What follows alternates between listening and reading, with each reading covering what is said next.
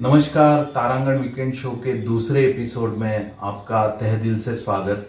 दोस्तों, इस शो का पहला एपिसोड मैंने मराठी भाषा में किया था, लेकिन जो मेरे दोस्त है, नॉन महाराष्ट्रियन दोस्त है, उनका ये कहना था कि हमें भी ये शो देखना है, सुनना है। और एक मेरी वजह थी ये शो हिंदी में करने की।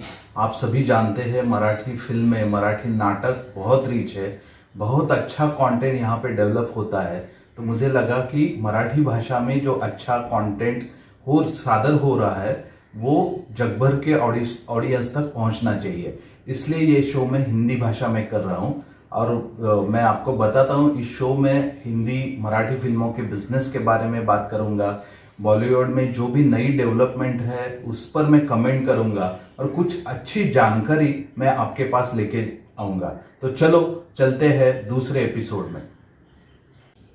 दोस्तों, पिछला सप्ताह द कश्मीर फाइल्स का था और इसी हफ्ते की स्टोरी भी वही थी।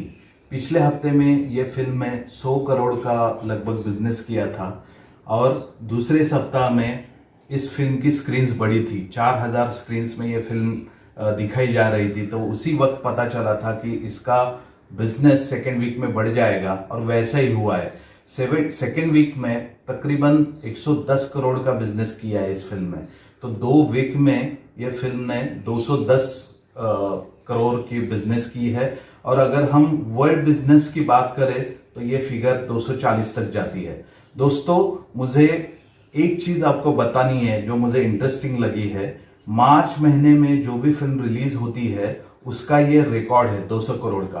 क्योंकि आपको तो पता है मार्च महीना जो होता है वो एग्जाम का होता है, इसलिए बड़ी बड़ी फिल्में यहाँ पे नहीं रिलीज होती है, स्मॉलर फिल्म्स रिलीज होती है।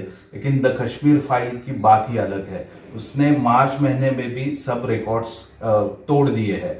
और मुझे अभी उत्सुकता ये है कि ये फिल्म कहाँ तक जाएगी, क्योंकि मैंने जो बाकी के फिल्मों का इतिहास देखा तो सबसे पहले पायदान पे है बाहुबली सेकेंड पार्ट की, और अभी का रैंकिंग देखे जाए तो द कश्मीर फाइल का ये 20वें स्थान पे है और 300 करोड़ की तकरीबन 10 फिल्में आगे है। और मुझे लगता है कि थर्ड वीक में कश्मीर फाइल कहाँ तक जाती है ये जानना बहुत इंपॉर्टेंट है। लेकिन आगे का जो सफर है ये फिल्म का, ये थोड़ा कठिन लगता है, क्योंकि RRR फिल्म भी रिलीज हुई है तो उसकी भी बहुत बड़ी कंपटीशन है।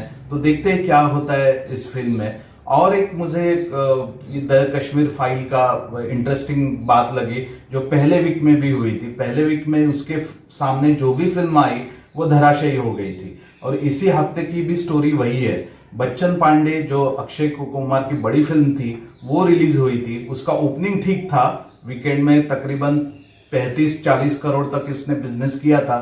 लेकिन मंडे से फिल्म ठंडी हो गई। तो द कश्मीर फाइल के सामने टिकना बहुत मुश्किल है, ये स्थापित होता है इस बात से।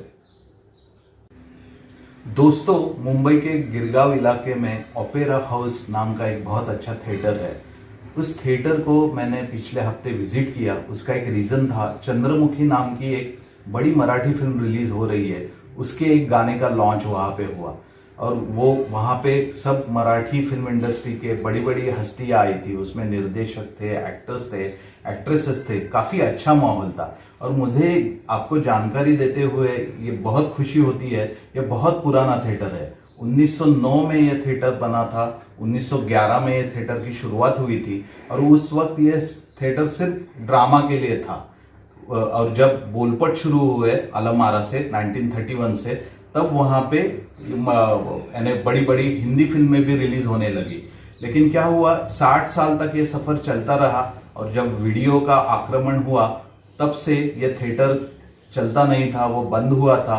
लेकिन पिछले 5-6 साल से ये थिएटर फिर से खुला है। लेकिन उसमें फिल्में नहीं दिखाई जाती है, उसमें कॉन्सर्ट होते हैं, नाटक होते हैं। और ये ऐसा थिएटर है जहाँ पे पृथ्वीराज कपूर, राज कपूर, लता जी, इन्होंने अपने परफॉर्मेंस किए हैं। तो मुझे इस इवेंट में जो ओपेरा हाउस का स्टेज है वहाँ जाने का मौका मिला, वहाँ पे कुछ आर्टिस्ट से मुलाकात करने का मौका मिला। तो ये मेरी खुदकिस्मती है कि वहाँ पे जाकर मुझे ऐसे ऐसे लोगों से बात करने को चांस मिला। और वो जो थिएटर है उसका माहौल मुझे देखने को मिला। तकरीबन 5 फ्लोर की ये थिएटर है और आज भी बहुत अच्छी मेंटेन की है। उसका जो नया उसका जो रिनोवेशन हुआ है वो काफी अच्छा है, काफी देखने लायक ये थिएटर है। दोस्तों, प्रसिद्ध निर्देशक महेश मांजरेकर ने पिछले हफ्ते स्वातंत्र्यवीर सावरकर जी के ऊपर एक फिल्म की अनाउंसमेंट की। दोस्तों, मैं आपको ये बताना चाहता हूँ कि स्वातंत्र्यवीर सावरकर जी पर ये बनने वाली पहली फिल्म होगी जो पूरे उनके चरित्र पर बेस होगी। उसका शूटिंग होने वाला है लंदन, महाराष्ट्र और अंडमान में। नेक्स्ट जून महीने से ये फिल्म फ्लोर पे जाएगी और उसमें जो सावरकर जी का जो किरदार है वो रणदीप हुडा प्ले करने वाले हैं। तो बहुत इंटरेस्टिंग होगा कि वो कैसे ये कैरेक्टर प्ले करते हैं और महेश जी कैसा इस फिल्म को सादर करते हैं। दोस्तों, पिछले हफ्ते बड़ी न्यूज थी, एक मलयालम फिल्म है हृदयम नाम की, उसके जो हिंदी, तमिल और तेलुगु के राइट्स लिए हैं करण जौहर और फॉक्सस्टार स्टूडियो ने। तो ये फिल्म अभी इन तीनों लैंग्वेज में बनने वाली है और मैं आपको एक बताना चाहता हूं कि ये फिल्म जो ओरिजिनल फिल्म है मलयालम, वो जनवरी में रिलीज हुई थी। उसका बजट 6 करोड़ था और उस फिल्म में अभी तक वर्ल्ड वाइड 55 करोड़ का बिजनेस किया है। तो आपको समझ में आएगा कि ये फिल्म कितनी बड़ी हिट है। इसलिए तो ये फिल्म अभी हिंदी में बनेगी। एक्चुअली ये जो फिल्म है उसका जो जॉनर है वो एक लव स्टोरी है। तो देखते हैं कि ये दो बड़े बैनर इस फिल्म को कैसे सादर करते हैं। इसका कास्टिंग अभी बाकी है, उसका म्यूजिक भी जो ओरिजिनल है वो काफी हिट हुआ है। तो काफी इंटरेस्टिंग रहेगा कि इसके लिए नेक्स्ट कास्टिंग क्या क्या रहेगी। दोस्तों, पिछले हफ्ते आपने नागराज मंजुले जी की झुंड फिल्म देखी होगी और उसको सराहा भी होगा। वो उनकी पहली हिंदी फिल्म थी और ऐसे बहुत सारे मराठी निर्देशक हैं जिन्होंने मराठी इंडस्ट्री में अच्छा काम किया है और वो बाद में उन्होंने हिंदी फिल्में भी की है। लेकिन मुझे ये जानकारी आपको देनी है कि जो हिंदी के टेक्नीशियंस है उसमें बहुत कम लोगों ने मराठी में आकर काम किया है। लेकिन ऐसे एक शख्स है जिन्होंने अभी इस हफ्ते उनकी डेवलपमेंट है, जो ताल है, परदेस है, कहो ना प्यार है, ये फिल्में तो आपने देखी होगी, काफी अच्छी फिल्में थी। उसके जो सिनेमाटोग्राफर है कबीर लाल, वो अभी मराठी में आ रहे हैं। उन्होंने अदृश्य नाम की एक मराठी फिल्म निर्देशित की है, उसमें मंजरी फडणीस, पुष्कर जोग इन्होंने और उषा नाडकर्णी जी उन्होंने काम किया है और ये फिल्म अभी कंप्लीट भी हुई है। ये नेक्स्ट मई महीने में रिलीज होने वाली है। तो देखते हैं कबीर लाल ने कैसे इस फिल्म को डायरेक्ट किया है। दोस्तों, इस शो के शुरुआत में ही मैंने कहा था कि मराठी रंगभूमि काफी अच्छी है, बहुत बेहतरीन एक्टर एक्ट्रेस यहाँ पे है। उसमें एक ताजा नाम है डॉक्टर गिरीश ओक। उन्होंने एक प्ले किया है 38 कृष्णविला, जो हाल ही में उन्होंने सादरीकरण किया है। वो उनके करियर का 50वां प्ले है। वो प्ले मैंने देखा, काफी अच्छा प्ले है। सिर्फ 2 कैरेक्टर उस प्ले में है, डॉक्टर श्वेता पेंडसे और डॉक्टर गिरीश ओक। काफी अच्छा नाटक है। टाइटल से आपको लगेगा कि ये कुछ सस्पेंस हो और मर्डर मिस्ट्री होगा, वैसा नहीं है। सस्पेंस है लेकिन काफी अलग लेवल पे ये प्ले है।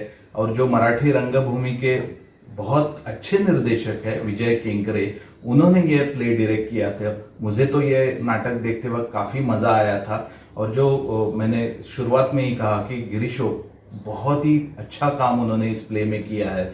और एक बड़ा अभिनेता इतना बड़ा रोल है, कैसा प्ले कर सकता है बखूबी से, वो आप देखेंगे तो आपको पता चलेगा।